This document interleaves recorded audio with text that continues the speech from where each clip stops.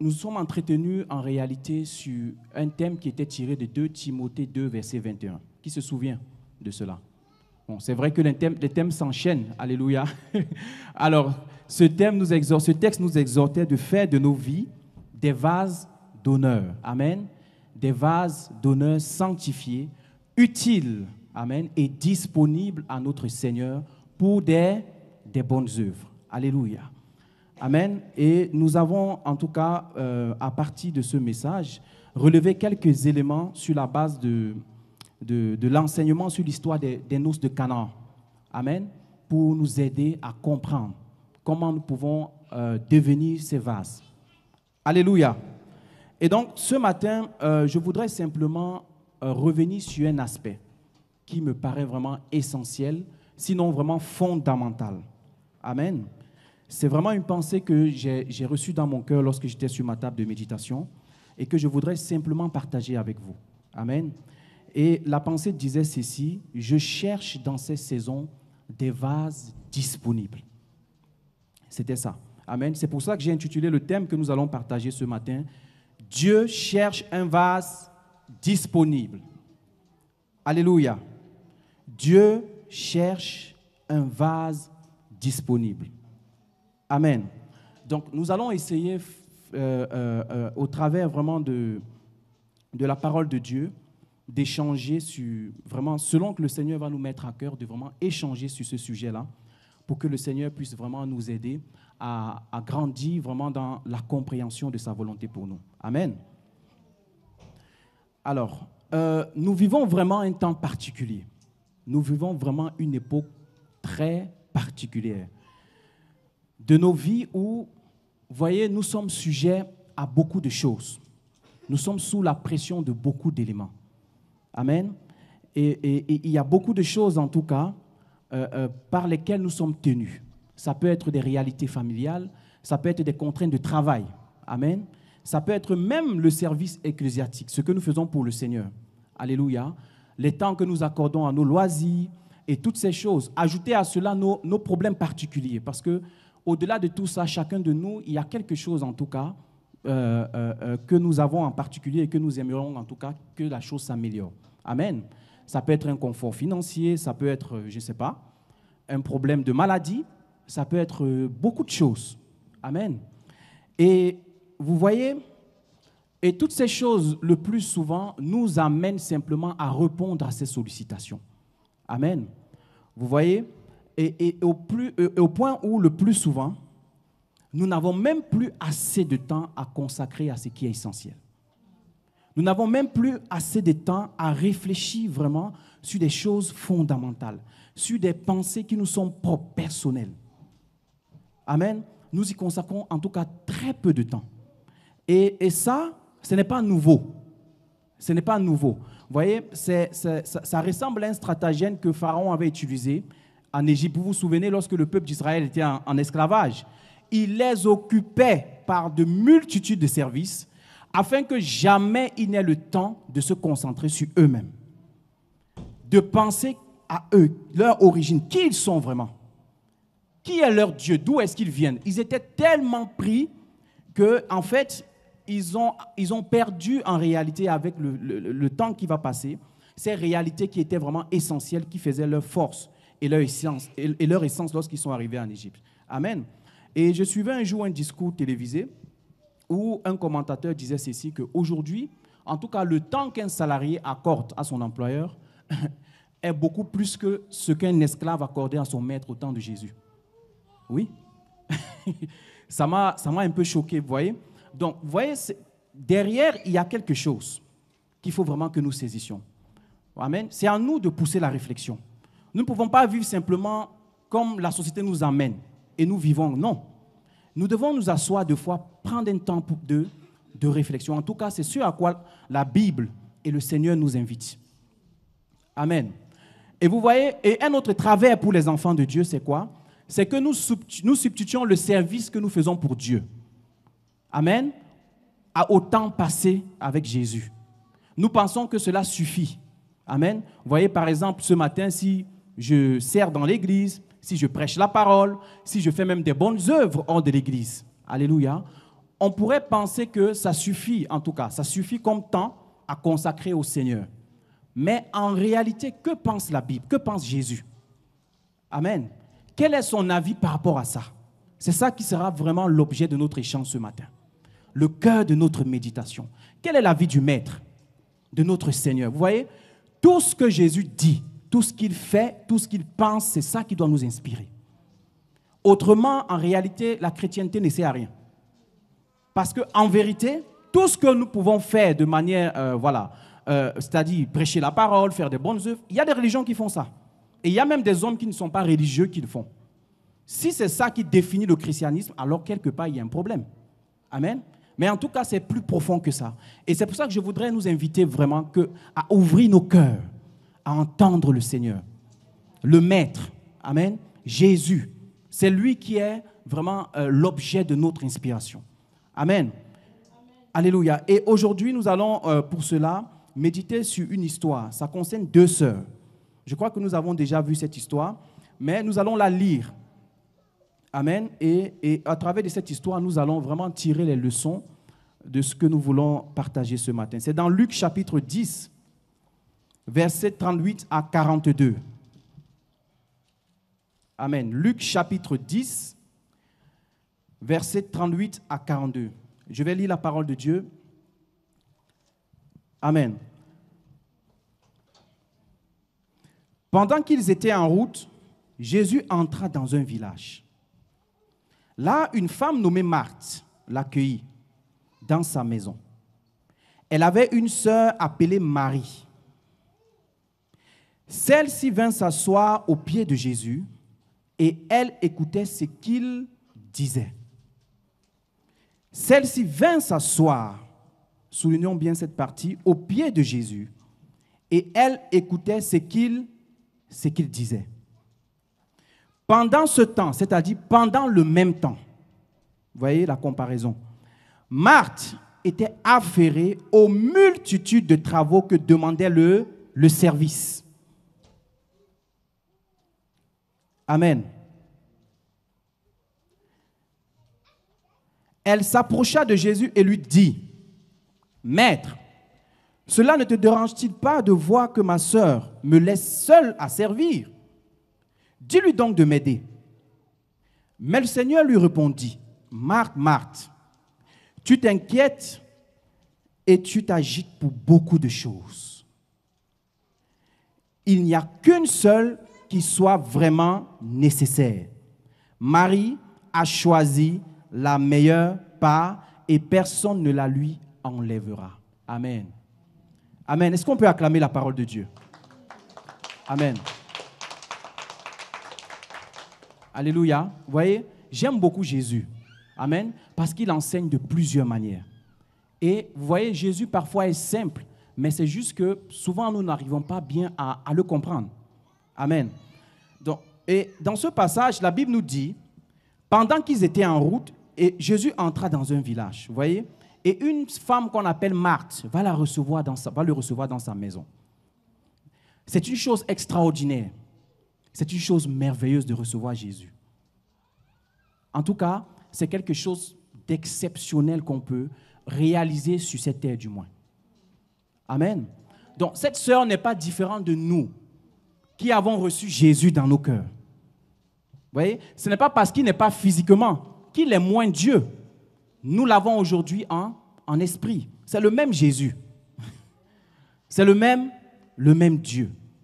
Et donc, c'est toujours quelque chose qui apporte un grand changement de recevoir Jésus. Vous voyez, toute sa vie, toute sa mission, la Bible dit qu'il a quitté le ciel pour une seule chose, pour qu'une personne puisse l'accorder un petit temps, une petite disponibilité seulement. C'est étrange, hein? Il marchait en Israël, il parcourait des villages, de lieu en lieu, et il prêchait la parole, mais il avait juste besoin que quelqu'un l'accorde une attention. Et donc, voilà qu'il va franchir ce village. Et cette femme va le recevoir dans sa maison. C'est formidable. Et c'est vraiment quelque chose de très, très exceptionnel. Parce que recevoir Jésus, vraiment, c'est le gage d'une qualité de vie supérieure. Amen. qui nous est promis dans le temps à venir. Mais pas seulement dans le temps à venir, mais dont nous pouvons déjà même faire l'expérience ici et maintenant. C'est ça qui est très intéressant à savoir. Amen. Et donc, le rencontrer, c'est vraiment avoir cette garantie que nos vies puissent avoir un grand changement, une grande transformation. Alléluia. Que nos vies puissent vraiment témoigner, en tout cas, d'une rencontre certaine. Parce que tous ceux qui l'ont rencontré, amen, il y a quelque chose qui s'est passé en eux. Au-delà des situations qu'il a réglées. Mais si nous regardons bien, il y a quelque chose qui s'est passé en eux. Donc, vous voyez que c'est vraiment assez extraordinaire de faire cette rencontre. Et chacun de nous, vous voyez, nous avons accepté Jésus. Nous avons ouvert nos cœurs à Jésus. Amen. À un moment donné où la parole nous a été prêchée. Mais est-ce que nous avons vraiment réfléchi? Nous avons vraiment poussé la réflexion pour comprendre en réalité quel était son but. Amen. Est-ce que nous avons vraiment pris le temps de nous asseoir pour essayer de méditer sur la raison pour laquelle, en tout cas, il est venu à nous? Amen. Et donc, cette femme qui va recevoir Jésus, elle va faire une rencontre qui va amener la lumière dans sa maison. La Bible dit que sa sœur, elle avait une sœur qui s'appelait Marie et qui est venue au pied de Jésus. Vous voyez la grâce que cela amène. La Bible dit, crois au Seigneur Jésus, tu seras sauvé, toi et toute ta famille. Donc, quand tu ouvres ton cœur à Jésus, ce n'est pas seulement toi. Voilà, tu ouvres ta maison à Jésus. Tu ouvres ta famille à Jésus. Tu ouvres ta nation à Jésus. Au fait, nous sommes une porte d'entrée pour Dieu. Amen. Dans les différents lieux que nous pouvons fréquenter. Voici cette femme, elle a ouvert sa maison à Jésus, mais en réalité, c'est tous ceux qui étaient dans sa maison qui ont bénéficié de cette grâce. Qui ont bénéficié de ce privilège. Alléluia. Et c'est pourquoi c'est très important de comprendre que quand nous faisons cette expérience, il faut vraiment que nous puissions prendre le temps de pousser un peu la réflexion. Amen. Parce que la vie chrétienne, ce n'est pas comme certains le pensent. Vous voyez, certains pensent que c'est un pari fou. Ça veut dire que j'essaye quand même. Bon, comme on sait qu'on va tous mourir un jour. Amen. Et qu'on dise que celui-là est capable de nous ramener à la vie. Non, je vais quand même croire en lui. Alléluia.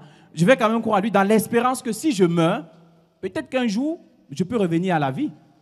Est-ce que vous voyez un peu? Donc, d'autres pensent comme ça. D'autres pensent que c'est une religion. Mais moi, je ne pense pas ainsi. La vie chrétienne, ce n'est pas une religion. C'est l'expérience d'une rencontre entre un homme et Dieu. Une rencontre qu'on peut témoigner, qu'on peut toucher, qu'on peut voir. Parce que Dieu n'est pas venu pour nous faire des promesses folles, comme le monde le croit. Non, ce n'est pas du genre de Dieu. Sinon, en réalité, ce n'est pas vraiment Dieu. C'est ce que Jésus va essayer de faire comprendre à cette femme qu'on appelle Marthe. Voilà. Vous voyez, il y a cet épisode-là où son frère, elle avait un frère qu'on appelait Lazare, qui va venir à mourir. Vous vous souvenez de cette histoire? De l'histoire de Lazare. C'était un grand ami de Jésus, nous dit la Bible. Vous voyez que cette femme, ayant ouvert sa maison à Jésus, en fait, c'est toute sa famille qui est allée à Jésus. C'est une grâce. Et voici que même son frère est devenu un ami proche, un ami intime de Jésus. Et c'est rare dans la Bible que Dieu appelle quelqu'un son ami. Cet homme n'était pas peut-être le plus grand des hommes, n'était pas peut-être quelqu'un qui avait, accompli des choses très extraordinaires. Mais vous voyez, quand Dieu appelle quelqu'un son ami, ça veut dire que cette personne comprend Dieu. Alléluia. Cette personne a cette capacité de comprendre Dieu. Et Lazare était cette personne-là. Et il est arrivé que Lazare vint en mourir. Et on a annoncé à Jésus, ton ami que tu aimes beaucoup est mort. Et Jésus, du lieu où il était, il va attendre encore 4 jours. Et pendant ce temps, Lazare va mourir. Et donc, il va aller maintenant à la rencontre de Lazare. Et voici que Marthe va s'approcher de Jésus. Elle demande à Jésus, elle dit à Jésus, si tu avais été ici, certainement mon frère ne serait pas mort. Jésus était troublé. Amen. Jésus était troublé, pourquoi? Parce que Marthe n'avait pas encore l'impression d'avoir compris qui était arrêté devant elle. Et il dit à Marthe, ne t'inquiète pas, ton frère se lèvera. Amen. Ne t'inquiète pas, ton frère va se lever. Et Marthe lui répond, je sais qu'il va se réveiller au jugement dernier. Vous voyez? Elle donne une réponse religieuse à Jésus. En fait, j'essaie de vous ramener un peu pour que vous voyez parfois nos réflexions. Nous sommes très, très rapides pour tirer des conclusions quand la parole nous est annoncée. Ou bien quand on médite la Bible, on ne prend jamais la peine de s'arrêter suffisamment pour comprendre ce qu'il dit. Or, est-ce que c'est ça que Jésus était en train de dire à Marthe? Non. Est-ce que vous voyez? Mais Jésus lui dit, moi qui te parle, je suis la résurrection. Je suis la résurrection et la vie. Donc, Marthe n'avait pas compris que recevoir Jésus dans ton cœur, c'est recevoir la vie. C'est recevoir la résurrection. Il est vrai que les morts reviendront quand les temps seront accomplis. Mais le Jésus que tu as dans ton cœur, c'est le même Jésus qui reviendra. Il n'y en a pas deux.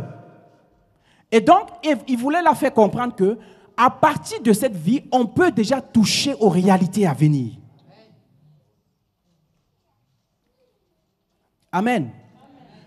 Étant sur cette terre, la volonté de Dieu, ce n'est pas que nous pensons à ce qui va arriver après la mort, mais c'est que nous vivions en miniature l'avant-goût de ce qui arrive. C'est ça la vie chrétienne. C'est quelque chose de concret, de pratique, que Dieu veut que nous expérimentons. C'est pourquoi la Bible dit quelque part, nous avons reçu l'Esprit comme un arrêt ou un acompte des biens à venir. Amen. Vous voyez, quand on dit un acompte, c'est une partie d'un montant qu'on verse à quelqu'un en attendant que la totalité soit remise par la suite. Donc, il y a quelque chose que Dieu veut que nous touchions, que nous manifestons de sa vie sur la terre. Amen. Avant que la réalité soit accomplie plus tard. Alléluia. Donc, nous devons repenser la chrétienté. Nous devons repenser notre croyance. Amen. Et vous voyez, si nous ne pouvons pas faire confiance à Jésus maintenant, dans cette vie-là, comment est-ce qu'on peut le faire confiance dans les temps qui vont venir? Si tu ne crois pas Jésus dans ta vie aujourd'hui, pourquoi crois-tu qu'il va te ressusciter? En fait, c'est ça la question que Dieu nous pose. Amen. Si on ne peut pas lui faire confiance dans les réalités, amen, de croire qu'il est Dieu aujourd'hui, en fait, il n'est pas Dieu du tout. Alléluia. Il dit quoi à Moïse? Je suis celui qui est. Il dit, il est celui qui est, qui était et qui vient. Mais il n'est pas d'abord celui qui était ou qui vient. Il est d'abord le now, le présent, le présent. Dieu veut être dans ta vie celui qui est. Alléluia. Celui qui est. Ça veut dire quoi? Il veut que nous expérimentons sa réalité. Il veut que nous ayons un témoignage réel de lui, quelque chose de tangible. Amen. Tout ce que nous pouvons imaginer du ciel, que ce soit la paix, que ce soit la joie, que ce soit la guérison, que ce soit la délivrance, que ce soit toutes ces choses-là en réalité, il veut que nous l'expérimentons en Christ. Alléluia. Et vous voyez que la Bible dit au verset 39 que Marie, qui était la sœur de Marthe, elle vint s'asseoir aux pieds de Jésus et elle écoutait ce qu'il disait. Amen. Vraiment, ce passage m'a beaucoup touché. Normalement, quand quelqu'un vient chez vous, vous voyez, c'est normal que vous vous empressiez à la recevoir, vous voyez, de proposer des choses et tout ça. Mais Marie, elle n'a pas agi comme ça. Pourquoi? Parce que celui qui rentre chez eux, elle sait que ce n'est pas quelqu'un comme tout le monde. Amen. En fait, la question est là. Qui croyons-nous que nous avons reçu? Si nous avons reçu un homme, alors on va s'inquiéter. Mais si nous avons reçu Dieu, est-ce que Dieu a besoin de quelque chose d'abord? C'est pourquoi Marie, vous voyez les maris dans la Bible, elles sont smart. Hein? Elles sont vraiment smart, vraiment. Nous avons vu Marie, la mère de Jésus. Mais voici encore une autre Marie. Alléluia. Elle a discerné que celui-là, c'est un homme pas comme les autres. Il n'a pas les mêmes besoins que tous les hommes. En fait, il se suffit déjà. Amen. Et donc, l'attitude de Marie doit nous interpeller tous. Vous voyez, Dieu prend deux sœurs, c'est comme deux chrétiens pour nous enseigner. Deux sœurs dans le même contexte, dans les mêmes conditions, vous voyez, mais des attitudes différentes. Et Jésus utilise ça comme un enseignement pour nous. Alléluia. La Bible dit, elle va venir s'asseoir aux pieds de Jésus. Vous voyez la posture d'abord, de révérence. Elle reconnaît que celui-là, c'est le Seigneur, c'est le Maître. Elle reconnaît sa supériorité. Et elle sait que si cet homme vient dans ma maison, il y a quelque chose.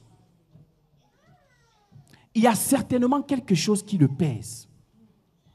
Écoutons, il y a ceci que vous devez comprendre. Vous voyez? Chacun de nous, nous avons reçu Jésus pour une raison ou pour une autre. Amen. Vous voyez? D'autres l'ont reçu peut-être parce qu'ils étaient malades et qu'au nom de Jésus, ils ont une guérison. D'autres peut-être étaient oppressés et ils ont été guéris. D'autres étaient vraiment troublés et ils ont reçu la consolation. Chacun peut émettre une raison pour laquelle elle a reçu Jésus. Ça, c'est très bien. Mais en réalité, toutes ces choses ne peuvent pas résumer le but pour lequel Jésus est venu à nous.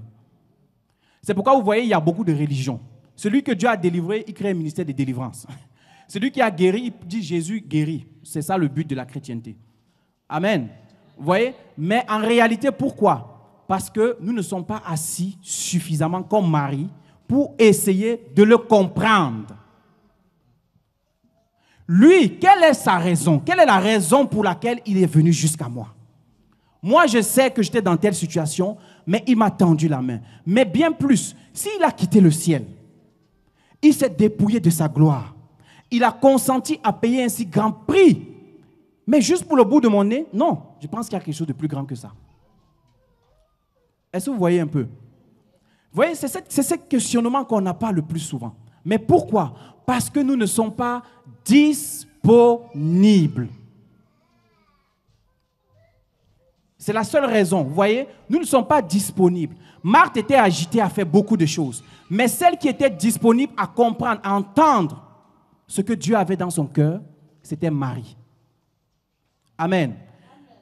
Et le fait de ceci, c'est que, vous voyez, Dieu difficilement fait savoir ce qu'il a vraiment comme désir au fond de son cœur. Très difficilement dans la Bible, Dieu parle, lui, de son besoin. La plupart des temps, vous voyez que Dieu intervient, Dieu sauve, Dieu restaure, Dieu guérit. Voilà, tout ce que les hommes peuvent témoigner. Mais très difficilement, Dieu ne dit ce dont il a besoin. Mais en réalité, il y a un but pour lequel il est venu jusqu'à nous. Amen. Et ce but-là, il est réservé exclusivement aux intimes du Seigneur. Exclusivement à ceux qui lui sont intimes. À ceux qui l'aiment vraiment passionnément. À ceux qui le cherchent de façon résolue. À ceux qui lui accordent en permanence du temps pour chercher à le comprendre et à le connaître.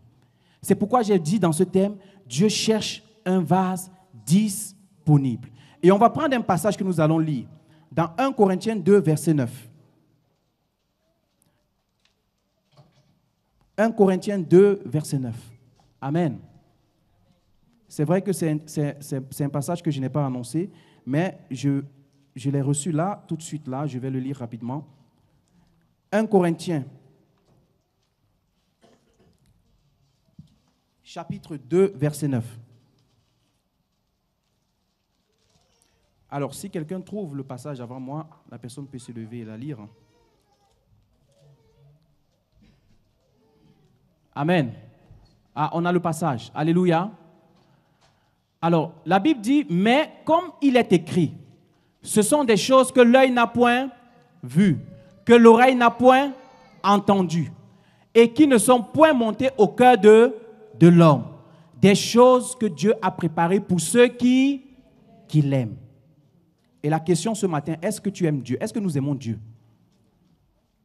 Est-ce que vous voyez, le cœur de Dieu Dieu le réserve exclusivement à ses amoureux, à ceux qui l'aiment, à ceux qui l'accordent du temps, à ceux qui le cherchent. C'est pourquoi Jésus disait, cherchez le royaume et sa justice et tout le reste vous sera donné. Donc, le but pour ta vie même, ce pourquoi Dieu est venu à toi, ces secrets que Dieu a gardés, ce n'est manifesté. Dieu ne le manifeste quand? Que lorsque nous l'aimons vraiment. C'est pourquoi ce matin, le message vraiment, c'est quelque chose de fondamental. Afin que nous comprenions que le christianisme, c'est une affaire d'amour passionnel entre le Créateur et la créature. Jean 3,16 dit quoi? Dieu a tant aimé le monde qu'il a donné son Fils. Donc, l'homme aussi, s'il veut être un don pour l'humanité, il doit aussi quoi? Aimer Dieu. Le service sans l'amour n'a pas de sens en réalité.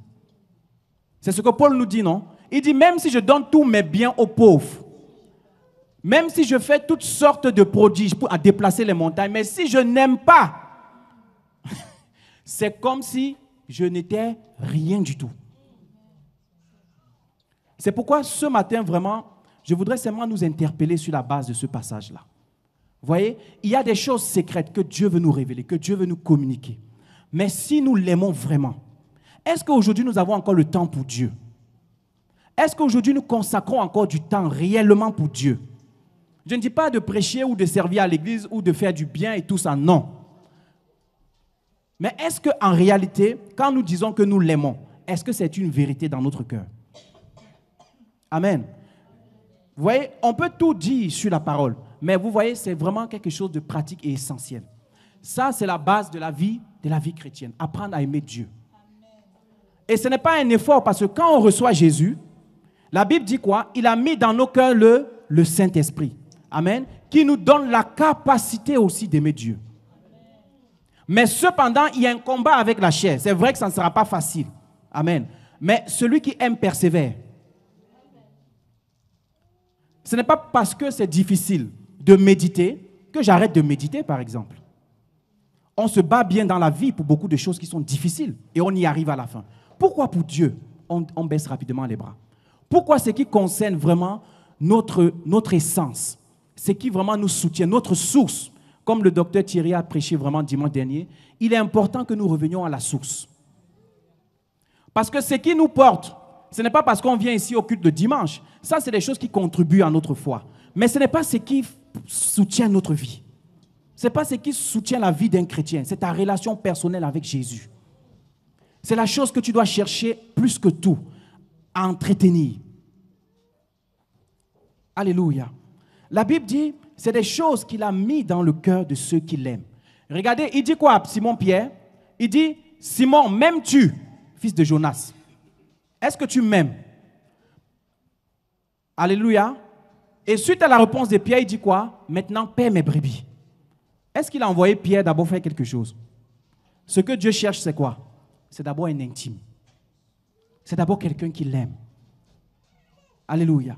Il a posé la question 3 fois à Pierre. Pierre, m'aimes-tu? Posons-nous la question ce matin. Certainement, nous faisons beaucoup de choses pour Dieu. Certainement, nous cherchons beaucoup de choses. Mais est-ce que nous aimons Dieu? Est-ce que j'aime Dieu? Amen. C'est une question que si on la pose vraiment de manière sincère, ça peut nous pousser un peu à changer de manière de faire. Il dit, Pierre, m'aimes-tu? 3 fois. Parce que cette question est importante pour Dieu. On ne peut pas servir Dieu sans l'aimer. Amen. Mais on doit apprendre à l'aimer. Ce que nous devons chercher le plus, ce n'est pas d'abord le service. Ce n'est pas d'abord qu'est-ce que je peux faire pour Dieu. Ce n'est pas à quoi Dieu m'a appelé. Est-ce que tu aimes Dieu d'abord? Si tu aimes Dieu, le reste sera naturel en réalité. Il n'y aura pas d'effort, tu n'as même pas à chercher. Ça sera révélé tout simplement. Pourquoi? Parce que les secrets du cœur de Dieu vont être révélés. Et quand la parole de Dieu t'est révélée, elle apporte dans ta vie la manifestation de son essence. La Bible dit, aucune parole ne vient et ne revient à Dieu sans accomplir ce pourquoi elle a été envoyée. Amen. Donc, il y a cette dimension que nous devons vivre. C'est pourquoi la Bible dit quelque part que l'homme ne vivra pas de pain seulement. Amen. Mais de toute parole qui sort directement de la bouche de Dieu. Amen. Donc, il y a une dimension de notre relation avec Dieu qui doit être entretenue, qui doit nous alimenter, qui doit nous communiquer des choses de Dieu, qui doit nous révéler qui nous sommes. Amen. Et qui doit maintenant nous permettre à faire sereinement le service pour Dieu. Alléluia. Et nous voyons dans cette histoire deux personnes. Et vous voyez Marthe, la Bible dit au verset 40 quoi. Pendant ce temps, Marthe était affairée aux multitudes de travaux que demandait le service. Amen. Vous voyez, depuis le moment où elle a reçu Jésus, elle ne s'est jamais arrêtée. Ça paraît un peu bizarre, mais c'est à peu près comme ça nos vies chrétiennes, en vrai. Depuis le moment où nous avons accepté Jésus, presque pas on ne s'est arrêté vraiment pour passer un temps et méditer sur qui il est. C'est vrai ou c'est faux? Moi, je me reconnais dedans en tout cas. En tout cas, à un moment de ma vie, quand vraiment, je n'avais pas encore clairement compris ça. C'est-à-dire, Marthe, elle a reçu le Seigneur, mais elle est tout le temps occupée. Mais qu'est-ce que ça produit après? Vous voyez? Elle vient et elle dit Seigneur. Mais son attitude vis-à-vis du Seigneur ne témoigne pas que le Seigneur de sa bouche est vrai. Comment tu peux dire Seigneur? Ne vois-tu pas que ma soeur doit m'aider? Donc tu es en train de dire que Jésus ne sait pas ce que ta soeur doit faire. Vous voyez?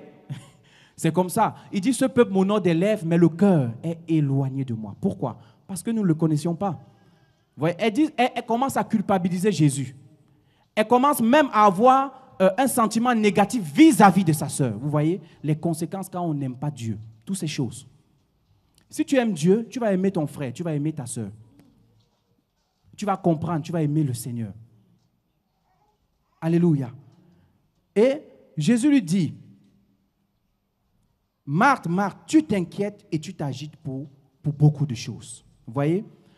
Et vraiment, ce matin, je ne veux pas vous dire 10 000 choses. Amen. C'est vraiment le cœur de ce message que j'avais à vous communiquer ce matin. Et c'est pour ça que je vais prendre quelques pensées dans la parole de Dieu que nous allons rapidement commenter. Amen. Avant de terminer. Alléluia. Nous allons prendre ce passage dans 1 Corinthiens 6, verset 13. 1 Corinthiens 6, verset 13. La Bible dit quoi? La Bible dit, les aliments sont pour le ventre et le ventre pour les aliments. Et Dieu détruira l'un, l'autre, les autres. Amen. Mais le corps n'est pas pour l'impudicité. Alléluia. Il est pour le Seigneur. Et le Seigneur pour le... J'ai lu ce passage plusieurs fois, mais jamais je me suis arrêté pour percevoir vraiment ce que le Seigneur est en train de dire. Amen. C'est la dernière phrase qui m'intéresse. La Bible dit quoi? Dieu nous a donné ce corps pourquoi? Pour lui. En réalité, nous pouvons jouir de beaucoup de choses dans la chair. Amen. Mais le but, la raison pour laquelle Dieu nous a donné un corps, c'est pour être à sa disposition. C'est tout. C'est pour être disponible à lui. Le corps est un siège d'interaction avec l'esprit en vue de l'accomplissement de la volonté divine. Tout le reste des choses sont secondaires et contribuent même parfois à notre perte. Donc, peu importe l'état de ton corps, il y en a qui sont très préoccupés. Ah, si je ne suis pas guéri, si je n'ai pas ça. En fait, Dieu n'en a rien à faire de tout ça. Dieu sait qui nous sommes et il a juste besoin que nous nous mettions à sa disposition. Amen. Parfois, nous nous culpabilisons plus que Dieu ne nous culpabilise. Ce qu'il cherche simplement, c'est que nous nous rendons disponibles. Alléluia. C'est lui notre créateur. Il dit, le corps est pour le Seigneur. Mais c'est la suite qui est encore plus vraiment intéressante. Il dit, le Seigneur pour le mince. Ça doit changer, ça doit nous révolutionner. Vous voyez? Regardez ce lien que Dieu fait entre notre corps mortel là et lui. Comment Dieu peut être fait pour le corps? Moi, je ne comprends pas ça. En fait, si je ne m'assois pas pour correctement méditer ça, il y a quelque chose que je manque. Amen. Donc, c'est un lien fort que le Seigneur est en train de mettre à la lumière pour que nous sachions que notre vie consiste vraiment dans une relation intime et passionnelle avec lui. Comme Jésus l'a fait. Jésus, c'est l'exemple concret. Amen. La parole faite chair, 100% Dieu, 100% homme. Nous montrant l'exemple, alléluia, par sa vie de consécration. Il ne parlait que de son Père. Il ne parlait que de son Père. Il dit même, à la limite, je ne fais rien si je le vois mon Père faire. Vous voyez? Et sa vie doit nous inspirer. Et ce passage, en tout cas, nous fait réaliser que Dieu a besoin que nous soyons disponibles dans notre corps. Amen. Afin de recevoir vraiment ce qu'il a à cœur de nous dire. Je vais prendre un deuxième passage, dans Jean 15, verset 15. Jean chapitre 15, verset 15. Vous voyez, c'est des pensées que je vais simplement compléter ce que nous avons dit au début. C'est Jésus qui parle à ses disciples. Il dit, je ne vous appelle plus serviteur, parce que le serviteur ne sait pas ce que fait son maître. Mais je vous ai appelé ami, parce que je vous ai fait connaître tout ce que j'ai appris de mon Père. Amen. Donc, Jésus préfère l'amitié au serviteur. Alléluia. Jésus préfère des personnes qui lui sont vraiment proches, à qui il va nous apprendre des choses qu'il a reçues de son Père nous concernant.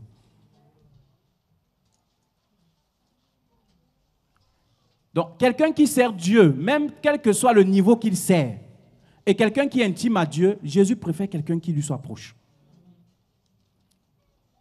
Alléluia. C'est très intéressant à comprendre. Vous voyez? Et pourquoi ils sont arrivés à cette relation amicale? Parce que les disciples ont rendu leur vie disponible au Christ. Alléluia. Donc, je ne dis pas que nous devons tout arrêter pour chercher Dieu, non. Mais je vais dire quoi? Je vais dire, dans notre vie, nous devons privilégier à construire cette relation. Ça doit être quelque chose de systématique que nous devons mettre en place pour avoir du temps avec Dieu, pour nous habituer avec Dieu. C'est ce qui nous empêchera aussi de mettre notre gloire dans les hommes, tout simplement. Parce que quel homme est plus grand que toi en réalité? Même Paul dit, nous sommes tous des serviteurs. L'un sème, l'autre arrose, mais qui fait croître? C'est Dieu. Il n'y a pas un homme qui peut élever. Il n'y a pas un homme qui peut abaisser. Il dit, l'élévation ne vient ni du désert ni de l'Orient, mais c'est Dieu qui élève et qui abaisse. Donc, le tout dans notre vie, c'est de chercher à être le plus proche possible de Dieu. À être ses amis. Alléluia. Ainsi, il nous fera connaître les choses que son Père a réservées pour nous. Alléluia. Amen. Alors, je vais prendre encore ce passage dans Ésaïe 6, verset 8. Ésaïe 6, verset 8 nous dit quoi? J'entendis la voix du Seigneur, disant, qui enverrai-je et qui marchera pour nous? Je répondis, me voici. Amen. Ça, c'est Ésaïe qui parle, qui rend témoignage de cette rencontre qu'il a eue avec Dieu. Et comprenez que Ésaïe servait déjà Dieu. Ésaïe il prophétisait déjà en Israël. Si vous lisez Ésaïe 1, 2, 3, 4 jusqu'à 5, il n'y a pas eu cette rencontre-là, mais Ésaïe fonctionnait déjà. Mais c'est étonnant que Dieu demande à Ésaïe, qui enverrai-je? Donc Dieu ne reconnaît pas Ésaïe qui travaille. Est-ce que vous comprenez un peu? Je ne sais pas si ce matin je me fais comprendre suffisamment. Il dit, qui enverrai-je? Donc on peut faire des choses, mais ce n'est pas ça qui influence Dieu. Dieu, son problème, ce n'est pas que nous fassions les choses. D'abord. Et Ésaïe, à ce moment-là, il a compris qu'il a loupé les bases en réalité. Est-ce que vous comprenez? Donc, le fait n'est pas de prophétiser, le fait n'est pas de prêcher, le fait n'est pas de faire des bonnes œuvres d'abord. Le fait, c'est de rencontrer l'auteur de ces œuvres-là d'abord. Au fait, Dieu veut que nous soyons ses voix, des reflets de son cœur. C'est pourquoi il dit, j'ai trouvé David, l'homme selon mon cœur, qui accomplira toutes mes volontés. Parfois, ce qu'on fait, aussi grand que ça peut être, mais est très loin de la volonté de Dieu. Alléluia. C'est pourquoi Dieu, il veut en réalité des personnes qui vont écouter son cœur pour cerner en réalité, moi, quelle est ma part avec Dieu. Amen. Jean disait, je suis la voix de celui qui crie dans le désert. Vous voyez qu'il est absent dans cette phrase en réalité. Parce que celui qui crie, c'est qui? C'est Dieu. Le Père qui rend témoignage au Fils. En fait, lui, il n'existe pas. Pourquoi? Parce qu'il est allé à la rencontre, vous voyez, pour chercher devant Dieu, lui, en fait, quelle est la volonté de Dieu le concernant. Qui est son maître? C'est vrai qu'on a prophétisé sur sa vie, qui serait prophète en Israël et tout ça. Mais vous voyez, à un moment donné, il va dans le désert. La Bible dit qu'il se nourrit de sauterelles et de tout ça. Mais le but, c'est quoi? C'est d'être au plus proche possible de savoir quel est ce qui est dans le cœur de Dieu. Le concernant et concernant sa nation. C'est pourquoi Jésus dit qu'il est le plus grand. Est-ce qu'il a fait des choses extraordinaires? Même pas. Alléluia. Il n'a même pas accompli tout ce qui était écrit dans sa vie. On a dit qu'il marchera avec l'esprit et la puissance d'Élie, mais on n'a pas vu. Mais la grandeur de cet homme vient de quoi?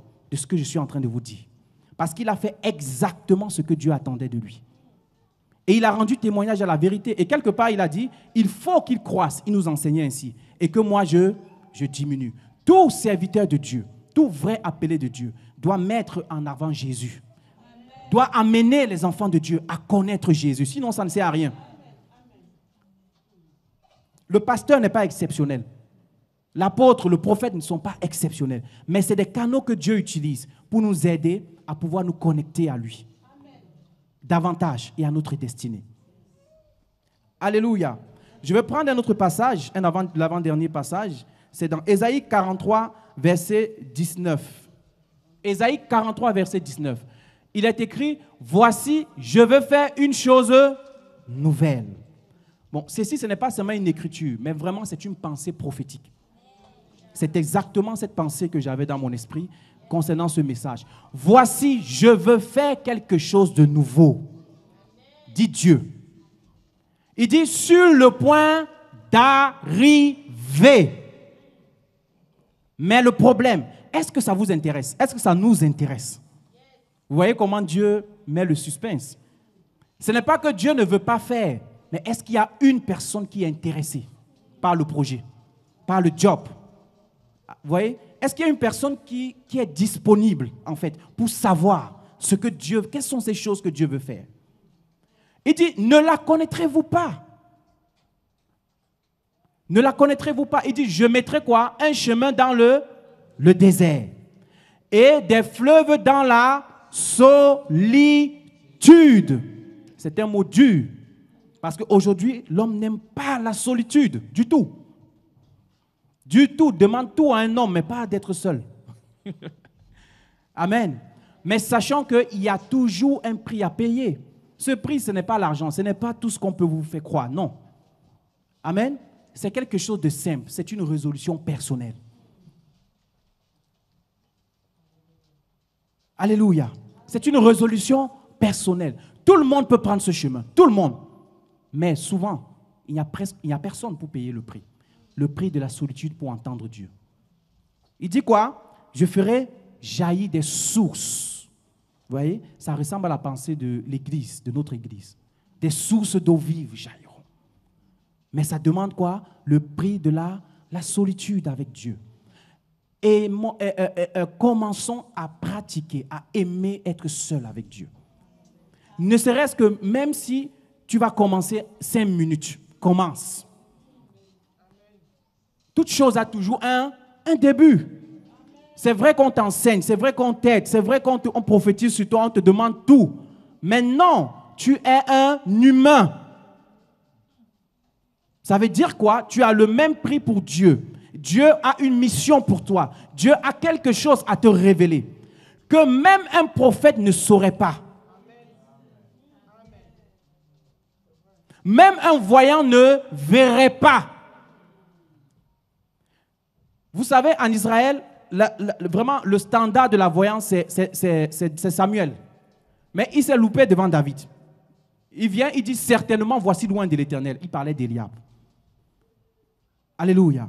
Mais je suis certain d'une chose, que David savait lire le chemin de sa destinée.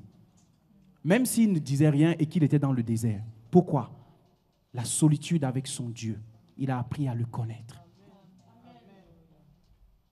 Alléluia. Vous voyez, et aujourd'hui, c'est ça le défi, c'est ça le challenge. Dieu, certainement, cette parole est certaine, je vous dis la vérité. Église de Dieu, je vous dis la vérité. C'est quelque chose que Dieu est sur le point d'accomplir pour nous. Ce n'est pas une mission qui repose sur une personne. C'est un corps qui doit se lever ensemble et être connecté à la tête pour que nous puissions avoir les mêmes pensées, pour que nous puissions discerner les choses et sans qu'il y ait d'embrouille.